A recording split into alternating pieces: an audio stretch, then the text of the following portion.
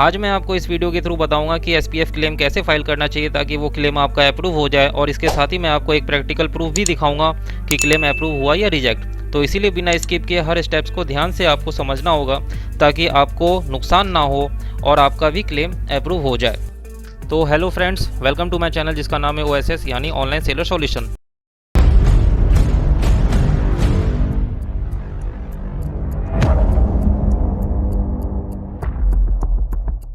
तो बिना किसी देरी के आपको ले चलता हूँ सेलर अकाउंट के डैशबोर्ड पे। जैसा कि आप देख पा रहे हैं स्क्रीन पे, अब आपको एसपीएफ क्लेम करने के लिए आपको सबसे पहले ऑर्डर वाले टैब में जाना होगा और इसके रिटर्न वाले ऑप्शन पे क्लिक करना होगा।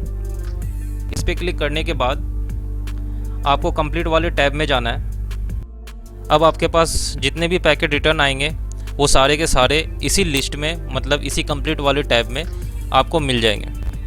आप यहाँ से किसी भी ऑर्डर का एसपीएफ क्लेम बना सकते हो, लेकिन इसमें एक कंडीशन है। सबसे मेन कंडीशन क्या है कि जब आपके पास रिटर्न कोई पैकेट आता है तो उस पैकेट आने के बाद आपको सिर्फ 14 दिन के अंदर ही उस पैकेट का एसपीएफ क्लेम बनाना पड़ेगा। अगर आप 14 दिन के अंदर उस ऑर्डर का एसपीएफ क्लेम नहीं बनाते हो तो वो परमानेंटली डिक्लाइन कर दिया जाएगा, मतलब रिजेक्ट कर दिया जाएगा। आप बाद में कभी भी क्लेम उसका नहीं ले सकते हो। इसका सीधा आइडेंटिफिकेशन करने के लिए अगर आपको चाहिए तो शॉर्टकट तरीका है, जिस पे हाईलाइट हो रहा है एसपीएफ क्लेम, वो उस पर आप क्लिक करोगे। मतलब जैसे मैंने यहाँ इस पर क्लिक किया तो ये क्लिक करने पे पॉपअप ओपन होता है, तो मतलब मैं इसका क्लेम बना सकता हूँ। अभी मेरा 14 दिन कंप्लीट नहीं हुआ है, लेकिन जिसका 14 दिन कंप्लीट हो गया कुछ इस तरीके से दिखेगा, आप यहाँ पे देख सकते हैं। और यहाँ पे एक मैसेज भी शो कर रहा है, ध्यान से देखिए। तो यहाँ पे क्लियरली लिखा हुआ है कि आपका 14 दिन से ऊपर हो चुका है, तो आप इसीलिए इस क्लेम को राइज नहीं कर सकते, मतलब आप क्लेम नहीं बना सकते हैं। तो सबसे पहले मैं एसपीएफ क्लेम के बारे में ये बता दूं कि जिन्हें एसपीएफ क्लेम के बारे में नहीं पता कि वो होता क्या है, पहले वो समझ लें। एसपीएफ क्लेम उसे कहा जाता है जब आपके द्वारा भेजा गया प्रोडक्ट किसी भी कारण से आपके पास वापस आ जाता है, चाहे वो कस्टमर ने रिटर्न कर दिया, डिक्लाइन कर दिया, बाहर से ही कैंसिल कर दिया, या एक्सेप्ट करने के बाद उन्हें पसंद नहीं आया, कलर साइज़ कुछ भी रीज़न से वापस कर दिया और आपके पास वापस रिटर्न पैकेट आता है। और जब आप पैकेट खोलते हो तो आपको वो डैमेज, मिसिंग, फेक या डुप्लीकेट या कुछ भी इशू आता है, तो इस कंडीशन पे हर सेलर को नुकसान होता है। तो फ्लिपकार्ट की तरफ से उन सेलर्स को उनके नुकसान का कुछ अमाउंट रिम्बर्समेंट दिया जाता है ताकि उनको ज़्यादा नुकसान ना हो। तो उसी प्रोसेस को एसपीएफ क्लेम कहा जाता है। और एसपीएफ क्लेम करने के लिए आपको कुछ स्टेप्स को फॉलो करने होते हैं, और वो स्टेप्स जब फॉलो हो जाते हैं, जब आप एक क्लेम राइज कर देते हो, तो उसके बाद आपका जो प्रोडक्ट है जिसका आपने क्लेम बनाया है वो वेरिफिकेशन टीम में जाती है। वो सारा चीज़ वेरीफाई करते हैं। सारा चीज़ देखने के बाद अगर उन्हें लगता है कि ये सारा चीज़ सही है तो वो कुछ ना कुछ अमाउंट आपके अकाउंट में वापस रिवर्ट कर देते हैं। तो यही सारा कंप्लीट प्रोसेस मैं आपको बता रहा हूँ स्टेप बाय स्टेप। तो अब एसपीएफ क्लेम बनाने के लिए सबसे पहले आपको वो फाइंड आउट करना है जिसका आपको एसपीएफ क्लेम बनाना है। तो आप या तो इस लिस्ट में ढूंढ लीजिए या तो कंट्रोल F के थ्रू आप फाइंड आउट कर लीजिए। तो मैं अभी फाइंड कर लेता हूँ। तो मुझे इस प्रोडक्ट का एसपीएफ क्लेम बनाना है। जैसे कंट्रोल F से मैंने फाइंड आउट किया तो ये आ रहा है। तो इसे मैंने फाइंड आउट कैसे किया कि इसी ऑर्डर आईडी का मुझे एसपीएफ क्लेम बनाना है। तो सिंपल सा लॉजिक है, जब आपके पास प्रोडक्ट रिटर्न आता है तो आप उसी टाइम पे फ़ोटोज़ क्लिक करके अपने सिस्टम पे ले लो, और उसके बिल पे जो ऑर्डर आईडी लिखा हुआ है उसे कंट्रोल F के थ्रू यहाँ पे अकाउंट पे फाइंड कर लो, सिंपल। अब मैं क्लेम एसपीएफ पे क्लिक करूँगा, या शो डिटेल्स पे भी आप क्लिक करके यहाँ से भी क्लेम एसपीएफ पे क्लिक कर सकते हो, सारा चीज़ क्रॉस वेरीफाई करने के बाद। यह जैसे ही आप क्लिक करोगे तो एक पॉपअप ओपन होगा कुछ इस तरीके से, और इस पॉपअप में आप यहाँ पे सारा डिटेल देख सकते हो और यहीं पे आपको फुल फिल करना है। जैसा कि आप देख पा रहे होंगे यहाँ पे कुछ डिटेल्स जो है ऑटोमेटिक शो कर रहा है, जैसे email ID, number, order ID, order item ID, ये सारी चीज़ें ऑटोमेटिक शो कर रहे हैं, लेकिन आपको बाकी के सारे ऑप्शन फुलफिल करने हैं। तो यहाँ पे सबसे पहला मैंडेटरी कॉलम सब्जेक्ट का आता है। अपने प्रोडक्ट और डिस्क्रिप्शन के अकॉर्डिंग आपको यहाँ पे एक हाईलाइट पॉइंट लिखना है, जैसा कि आप मेल में भी लिखते हो सब्जेक्ट के कॉलम में। तो मैं यहाँ पे टाइप कर देता हूँ पहले। तो मैंने यहाँ पे टाइप कर दिया है। मेरा प्रोडक्ट जो है अभी डिफरेंट रिसीव हुआ है, इसके अकॉर्डिंग ही मैंने यहाँ पे सब्जेक्ट डाला है। इसके बाद नेक्स्ट ऑप्शन आता है इशू टाइप। इशू टाइप में आपको एक ही ऑप्शन दिखेगा एसपीएफ क्लेम, ये सेलेक्ट करना होता है। अब नेक्स्ट ऑप्शन आ रहा है type of product having issue. इस पर क्लिक करने के बाद आपको इनमें से कोई एक सिलेक्शन करना होगा, जैसे कि आपके मेन प्रोडक्ट में इशू है, कॉम्बो वाले प्रोडक्ट में इशू है, उसका पैकेजिंग ख़राब हो चुका है, या उसका एक्सेसरीज़ में कुछ प्रॉब्लम आ रहा है, या आपके द्वारा फ्री में दिया गया जो गिफ्ट है उसमें प्रॉब्लम आ रहा है, या उसका रीज़न है। आपको इनमें से कोई एक सेलेक्ट करना है। तो जैसे कि मेरा मेन प्रोडक्ट है तो मैंने मेन प्रोडक्ट सेलेक्ट कर लिया। तो अब नेक्स्ट ऑप्शन आ रहा है type of issue with product. आपको इसके अकॉर्डिंग ही यहाँ पे रीज़न सेलेक्ट करना होगा।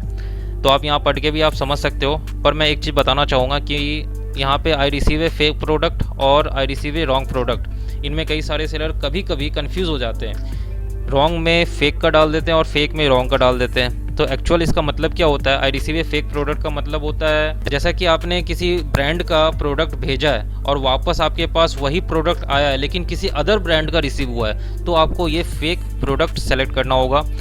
और आपने प्रोडक्ट भेजा लेकिन वो टोटली डिफरेंट आया, तो आपको रॉन्ग प्रोडक्ट सेलेक्ट करना होगा।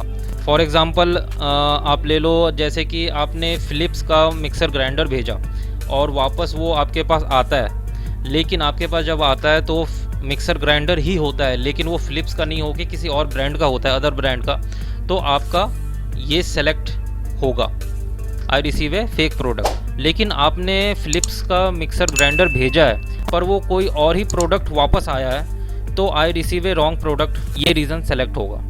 तो इन दोनों का मतलब आप समझ गए।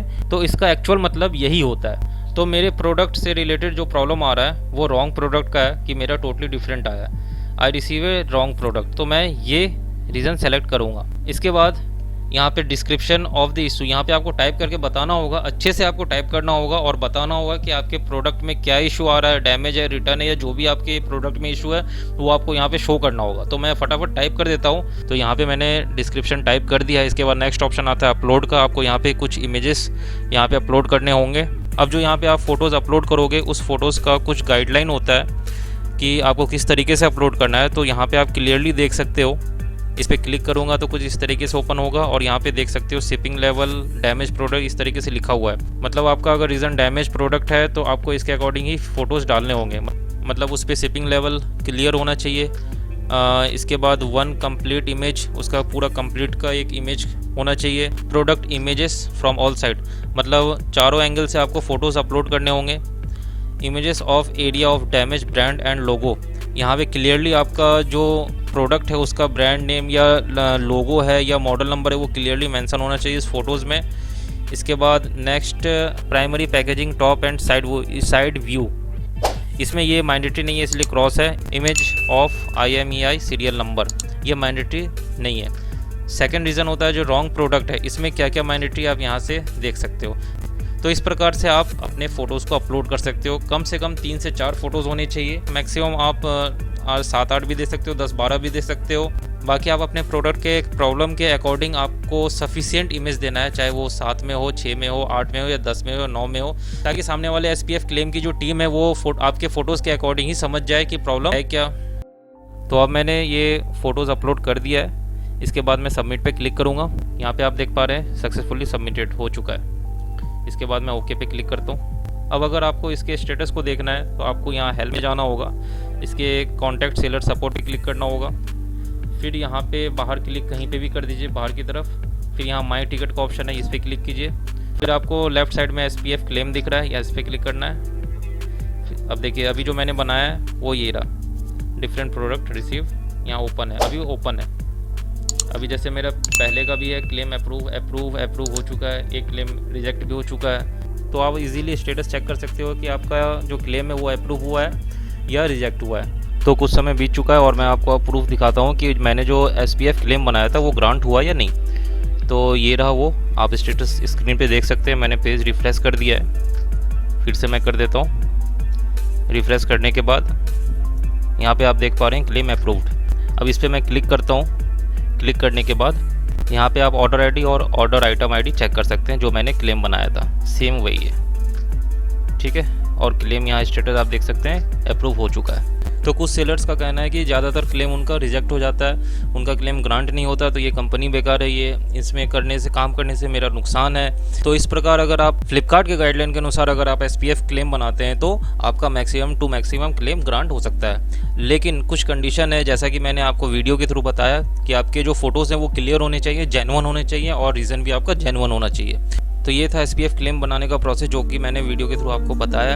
इसके अलावा भी अगर कोई डाउट या कोई क्वेश्चन है तो आप मुझसे कमेंट बॉक्स में पूछ सकते हैं। और इसीलिए अगर आपको ये वीडियो अच्छी लगी तो लाइक, शेयर और सब्सक्राइब कर दें और बेल आइकन को प्रेस कर दें, ताकि नेक्स्ट टाइम अगर मैं वीडियो अपलोड करता हूँ तो आपके पास नोटिफिकेशन चला जाएगा। तो thank you so much for watching this video.